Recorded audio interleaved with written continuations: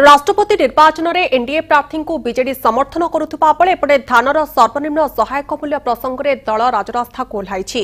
अन्यपटे कृषि ऋण छाड़ दाबी करिछि राज्य बीजेपी। धानर सर्वनिम्न सहायक मूल्य 80 टंका वृद्धि करी मोदी सरकार निजर प्रतिश्रुति ओहरी जाइछन्ति एवं चाषी प्रति अवहेला करिछन्ति बोली अभियोग करिछि बीजेडी।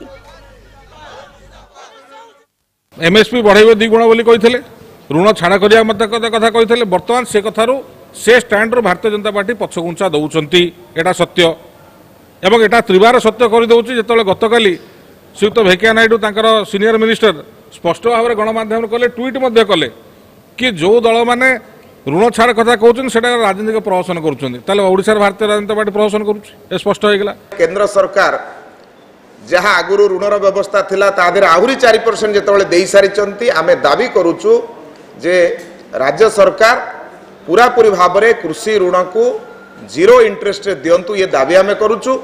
एवं द्वितीय कथा हूँ जेतिकी कृषि ऋणर कथा जो अच्छी संपूर्ण भाव में जेहेतु अलग राज्य माने ऋण को छाड़ करिसंती, आमे मध्य दाबी करुचु जे कृषि ऋण को संपूर्ण मात्रा रे ओडिशा सरकार छाड़ करतु।